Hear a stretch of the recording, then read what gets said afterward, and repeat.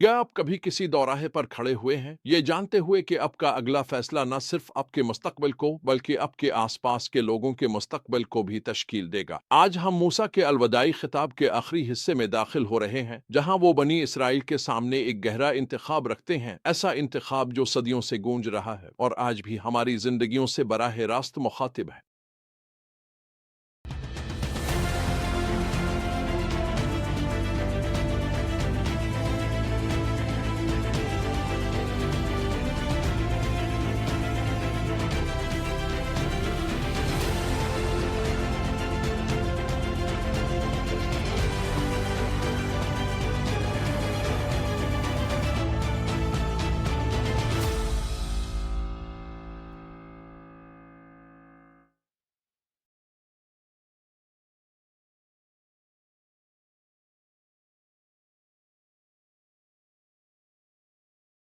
हमारी बुनियादी सच्चाई ये है, हमारे इताअत नाफरमानी के फैसलों के दूर रस नताइज होते हैं जो न सिर्फ हमारी जिंदगियों को मुतासिर करते हैं बल्कि हमारे आसपास के लोगों और हत्ता के आने वाली नस्लों की जिंदगियों पर भी असरअंदाज होते हैं। हम इस्तिस्ना और गिनती की किताबों से वो इक्तबासात देख रहे हैं जो मूसा के इसराइल के लिए आखिरी अल्फाज को बयान करते हैं जब वो वदा शदा सरजमीन में दाखिल होने की तैयारी कर रहे थे। ये सिर्फ कदीम तारीख नहीं है, ये एक जबरदस्त पुकार है कि हम खुदा के रास्ते को चुने जो आज भी हमारी जिंदगियों में गूंजती है। मूसा इब्तिदा में खुदा और इसराइल के दरमियान अहद के रिश्ते पर जोर देते हैं। इस्तिस्ना 26 की आयत 17 से 19 में मूसा कहते हैं, आज तुमने ऐलान किया है कि खुदावंद तुम्हारा खुदा है और तुम उसकी फरमाबरदारी के रास्ते पर चलोगे।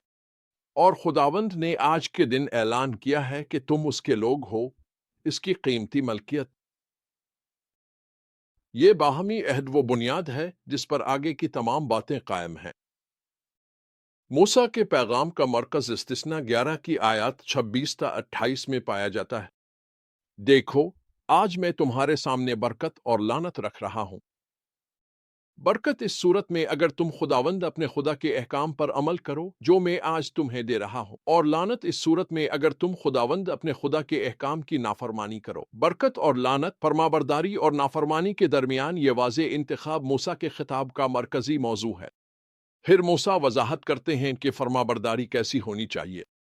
ये मुकम्मल दिल से खुदा से मोहब्बत करने पर मुश्तमिल है, इस्तिस्ना 6:5, इसकी माजी की वफादारी को याद रखने पर, इस्तिस्ना 8:2, और आगे आने वाली आजमाइशों से न घबराने पर, इस्तिस्ना 31:6।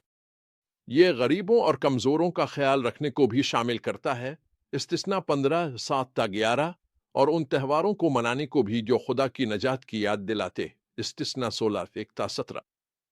लेकिन मूसा नाफरमानी के नताइज से गुरेज नहीं करते।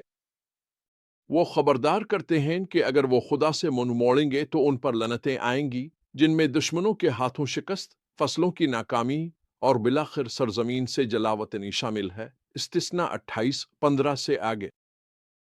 68। तो हम मूसा के आखिरी कलिमात से क्या सीख सकते हैं? पहले, हमारे फैसले अहमियत रखते हैं।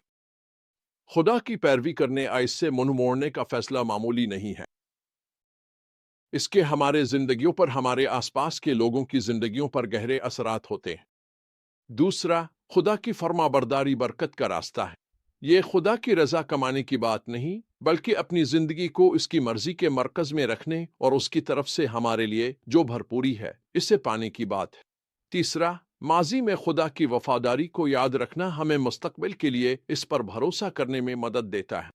मूसा बार बार बनी इसराइल को याद दिलाते हैं कि खुदा ने उनके लिए किया कुछ किया है। हमारा अपना याद करना भी मुश्किल वक्तों में हमारे ईमान को मजबूत कर सकता है। और चौथा, हमारा खुदा के साथ रिश्ता इस बात पर असर डालना चाहिए कि हम दूसरों के साथ कैसा सलूक करते हैं। मूसा की बहुत सी हिदायत समाजी इंसाफ, गरीबों की देखभाल और दूसरों के साथ मुनसिफाना सलूक से मुताल्लिक हैं। हमारा खुदा से मोहब्बत करना हमारे पड़ोसियों से मोहब्बत में झलकना चाहिए। इन सच्चाइयों की ताकत मेरे लिए एक जाती कहानी के जरिए वाजे हुई।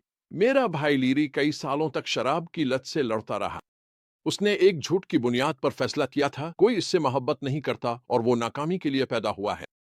ये फैसला इसे कई दहाइयों तक एक तारीक रास्ते पर ले गया। लेकिन एक दिन जेल की कोठरी में लीरी ने एक मुख्तलिफ फैसला किया। उसने खुदावंद का नाम पुकारा, उसने खुदा के रास्ते को चुना, और उसी लम्हे सब कुछ बदल गया। लीरी को अपनी लत से निजात मिली और उसने अपनी जिंदगी के आखिरी 20 साल खुदा के साथ एक मोहब्बत भरे रिश्ते में गुजारे। लीरी की कहानी गहरी सच्चाई को जाहिर करती है जो मूसा बयान कर रहे थे। हमारे फैसले, चाहे वो खुदा की तरफ हों या इससे दूर, हकीकी नताइज रखते हैं। यह खुदा की बेमिसाल रहमत को जाहिर करता है। चाहे हम कितनी दूर क्यों ना भटक गए हों, हम हमेशा उसकी तरफ पलटने का इंतखाब कर सकते। मेरा चैलेंज है, आज आप किस फैसले का सामना कर रहे हैं?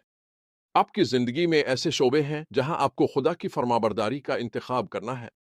याद रखें, मूसा ने बनी इसराइल से कहा था, यह सिर्फ मजहबी रसूमात के बारे में नहीं है, यह खुदा से मोहब्बत करने के बारे में है, अपने पूरे दिल, जान और ताकत के साथ, और इस मोहब्बत को अपनी जिंदगी और दूसरों के साथ बर्ताव में जाहिर करने के बारे में।